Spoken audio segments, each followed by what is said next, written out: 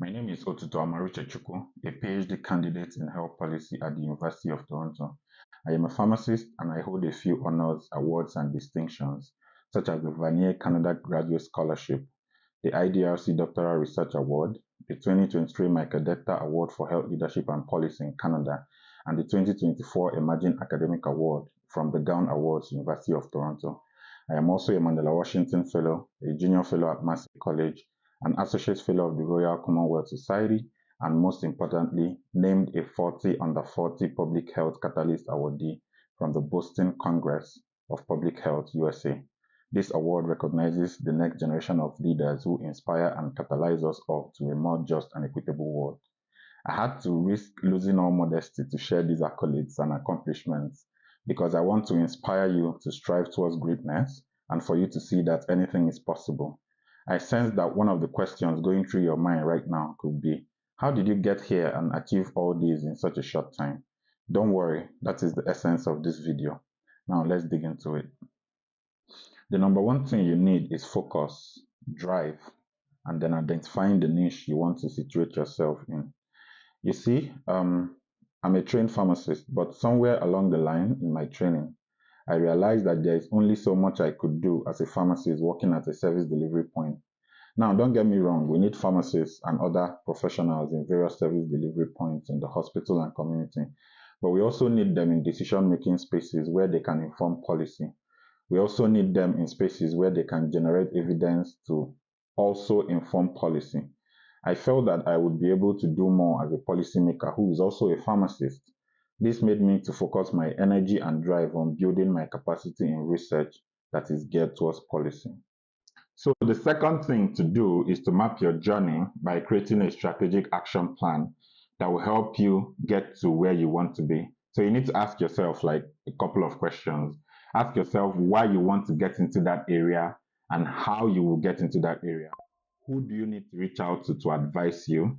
Is there anyone doing what you want to do, and how can you model your life and your journey after theirs? What kind of opportunities should you seek and look out for? What kind of skill sets should you build and how? These are some of the key questions to answer to help you map your journey. And then the third thing to do is to start this journey that you've mapped out for yourself.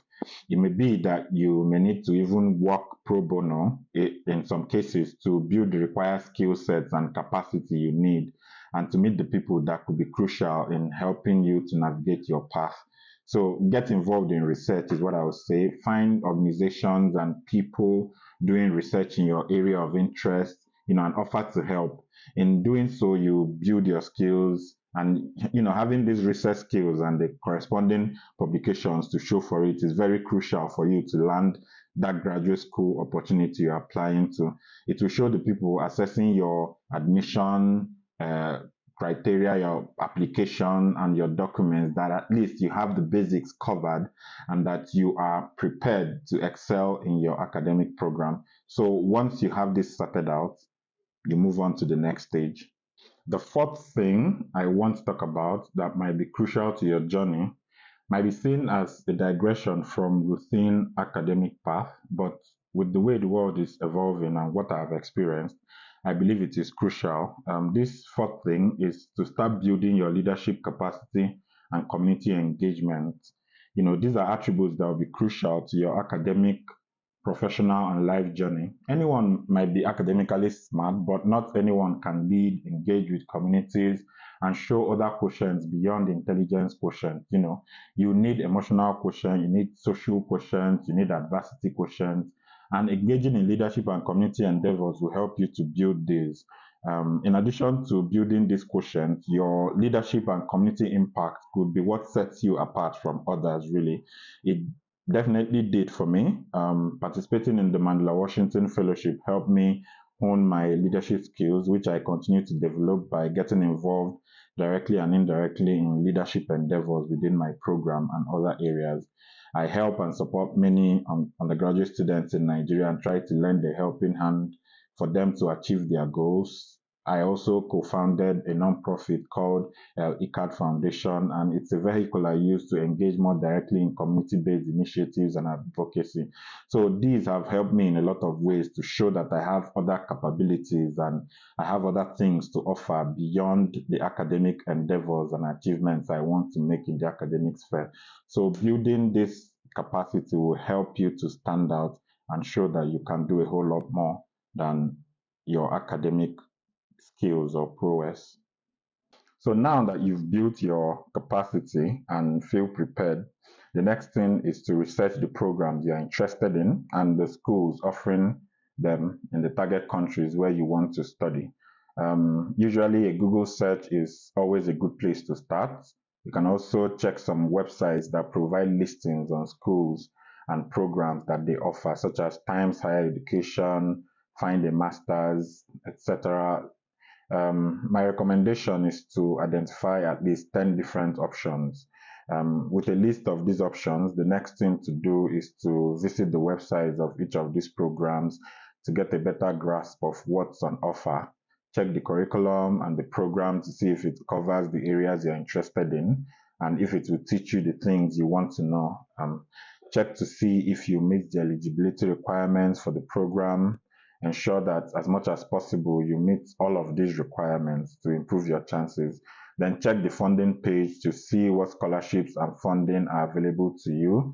Check the faculty members and what they are working on to see the ones whose areas of expertise align with your interests. Then my recommendation is, where possible, identify about 3 to 5 faculty members and contact them. I'll make a copy of the email format I used available below so you can adapt it to your realities and send out to potential supervisors. The ones that are interested in you will respond to your email and maybe request for a call or additional material. And once this happens, you will feel this sense of fulfillment, but don't rest on your oars yet. Remember, there is still much to be done ahead. So depending on which one they request for, be it a call or additional information, make sure to sell yourself very well. Be confident, be smart, and show that you are willing to learn and be guided. While many times you might have your research proposal or at least an idea of a research topic you want to work on, remember to be flexible in case your potential supervisor has a project which they want to co-opt you into. But don't jettison your research dream or ideas, but learn how to strike a balance, between what your supervisor wants and what you want. And remembering that you're just starting off. So avoid any unnecessary squabbles. You will still have enough time and opportunity to do any specific research that might be of interest to you as you continue to grow in your career. So find this balance, and if you have the opportunity to do your own research, fine. If there's an opportunity to join something already existing, that's also fine. The essence is to build your capacity to be an academic, and then you can always do what you want to do when you proceed further. So I also need to point out that while you might be desperate to just want to get any supervisor and start working, please take things easy, and be pragmatic. Ensure you find a supervisor whose work and vision aligns with yours. Don't be in a rush and then you end up in a quagmire that will cost you more time. Essentially, you have to do a vibe check to be sure that you're in similar frequencies with your potential supervisor. For me, I speak so highly of my supervisor for a lot of reasons. We have a good working relationship and she's very supportive. Even before I started my PhD, we already published a paper, and before I became a PhD candidate, we had won grants, published more papers, presented in conferences, and done all those performance metric stuff those in academia are interested in and want you to achieve. She seamlessly nominates me for awards, provides references for any ones I apply to, and her support has been very instrumental to all the progress I have made. So you would want a supervisor like this and even more, and you need to check this, while you're looking out for a supervisor, and don't just jump on any bandwagon simply because you are desperate to get a higher degree abroad. So this is very important for you to do so that you can have a smooth working relationship and will help you when those challenges start coming. Now, when all goes well between you and your potential supervisor, which I believe it will, you now have to apply for the program. So give it your very best shot.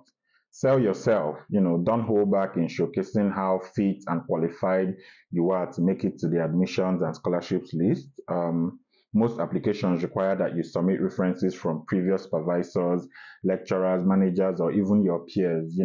And my key advice here for you is to get recommendations from people who can speak positive things personally and passionately about you, which means you have to maintain good relationships with your lecturers and supervisors from your previous programs and work.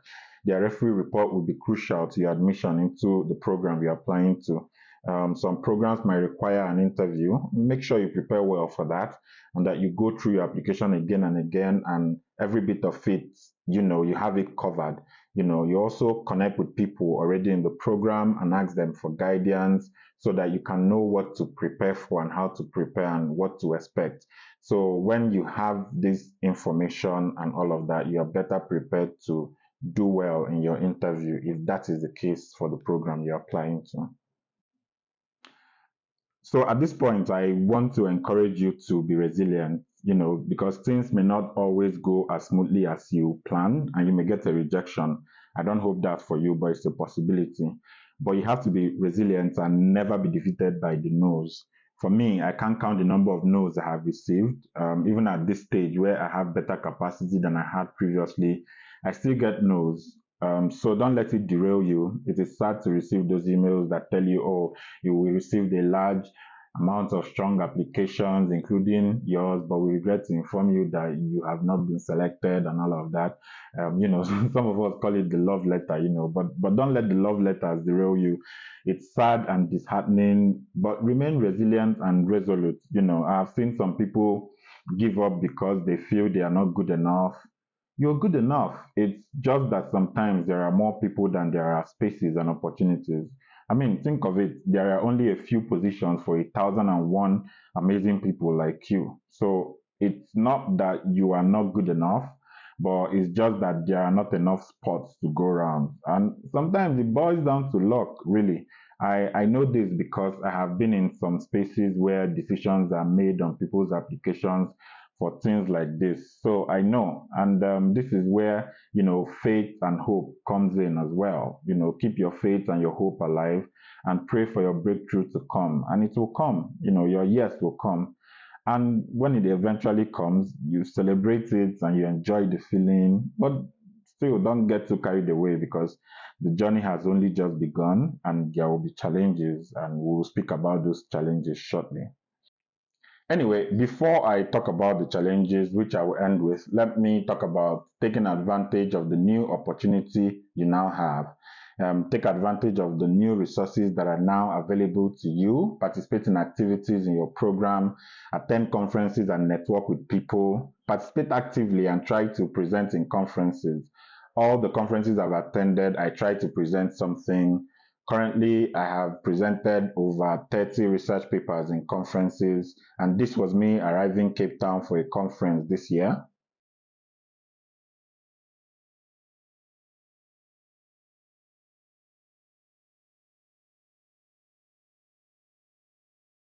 This was me making a presentation at a conference in Geneva, the World Cancer Congress.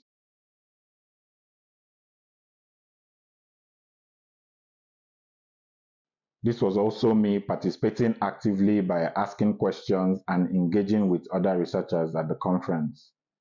Good afternoon, everyone. My name is Otuto Chukwu. I'm a PhD candidate in health systems and policy at the University of Toronto, and the platform is part of what I'm researching actually. And I was very frustrated, during the course of my research. I wasn't finding any information. In fact, I came here in a full combat mode, but I'm happy.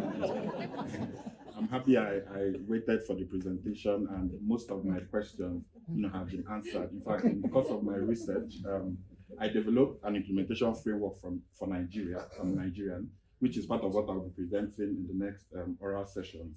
And for that presentation, I was going to be very brutal, but this has toned down, my advocacy, on this, and I'm happy to see some movement happening, and hopefully countries like Nigeria, where we have high burden of this childhood cancers, will benefit. So this was also me being interviewed by a research media organization following my participation at a conference. So there is no reason why this cannot be you. Dare to dream, dream and dare to live your dream. Then you live your dream. That's it. Fortune favors the brave, and this is even true in academia. So dream, put yourself out there, present your research, submit your abstract to conferences, attend, network, meet with people, and engage. And this is the way to build your networks that will help you in your academic journey. Now, back to the challenges. The capacities you have built earlier and continue to build, including your research skills, your leadership skills, resilience, and all of those things will help you overcome the rigor and the winding path that the journey into academia often takes us. Sometimes genuinely it feels like a rat race, the unseen competition and the quest to outdo your peers and all of that, being part of a rat race that you didn't sign up for. There'll be pressures from everywhere, pressures from your supervisor, from your program, from your courses, even from family and friends. At some point, you even question yourself and your choices, like, did I do the right thing by coming to study and get a PhD? You will feel like you don't even know anything at some point. But trust me, you know a lot. You will feel like you don't understand anything. But trust me, you do. It's just somewhere in your subconscious. Just remember your focus, remember your drive, remember that niche you've always wanted to carve out for yourself. Remember all your whys and hows that I spoke about earlier, as they will be crucial in helping you to keep your foot down and to soldier on in your program.